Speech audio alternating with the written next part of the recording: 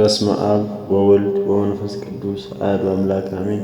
አንድ አምላክ በሚሆን በአብ በወልድ በመንፈስ ቅዱስ ስም ሚያዝያ 7 በዚች ቀን የእመቤታችን አምላክን የወለደች የቅድስት ድንግል ማርያም አባቷ ጻድቅ ኢያቄም አረፈ። ይህም ጻድቅ በሦስት ስሞች ይጠራል። እነሱም ኢያቄም፣ ዮናኪር፣ ሳዱቅ ናቸው። እርሱም ከይሁዳ ነገድ ከዳዊት ዘር ነው። ይህም የአልዓዛር የኢዮኤድ ልጅ ኢያቄም በትውልድ ሀገር እስከ ሰሎሞንና እስከ ንጉሥ ዳዊት የሚደርስ ነው። ይኸውም በዙፋኑ የሚቀመጥና ለዘላለሙ በእስራኤል ዘሥጋ በእስራኤል ዘነፍስ ነግሶ የሚኖር ከእሱ ሊወጣ ጌታ የማለለት ነው። ሚስቱ ሐና መካን ሆነች። ሁለቱም ወደ እግዚአብሔር አዘውትረው ይጸልዩና ይማልዱ ነበር። እግዚአብሔር ልመናቸውን ተቀብሎ እችን ጣፋጭ የሆነች መልካም ፍሬ ዓለምን ሁሉ ከረሃበ ነፍስ ያዳነቻቸውን ሰጣቸው።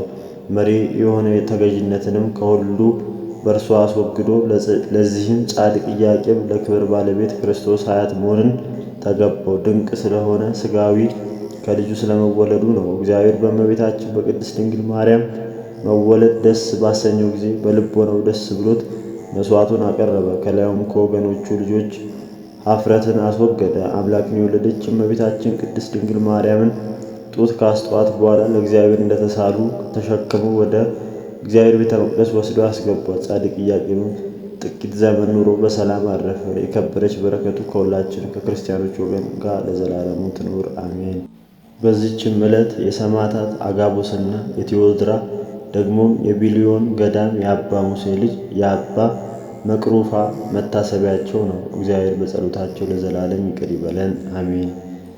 ጌታዬ ሆይ ከብልጽግናቸው ብዛት የተነሳ ብዙ መባ ከገቡልህ ይልቅ የዳዊቱን አነስተኛ መባ እንደተቀበልክ ለሁሉ ጊዜ የሚያገለግሉን አላፍ መላእክትን እያሳሰብኩ በችግሬ ጊዜ የማቀርብልን ምስጋና ተቀበል። እናንተ ቅዱሳን ነቢያት፣ የወንጌል ሰባኪያን ሐዋርያት፣ ሰማዕታት፣ ጻድቃን፣ ትጉሃን መላእክት፣ ፍጹማን ደናግላን እንዲሁም ደጋጎች መነኮሳት ሆይ ልጅ አዋቂ ሳይለይ የምንሰበሰብበትን የጉባኤ ቦታ ባርኩ። ይህን መጽሐፍ ወረቀት አዘጋጅቶ ብራና ዳምጦ የጻፈውንና ያጻፈውን ከግዕዝ ወደ አማርኛ የተረጎመውን ቃለ ንባቡን በእርጋታ መንፈስና በተመስጦ ሕሊና ያዳመጠውን በደለኛን ሁሉ የምታስምር የጌታ እናቱ ማርያም በጸሎተ ኢየሱስ ክርስቶስ በአንድነት ይማረን። ኢየሱስ ክርስቶስ በአንድነት ይማረን። ኢየሱስ ክርስቶስ በአንድነት ይማረን። ወስብሐት ለእግዚአብሔር።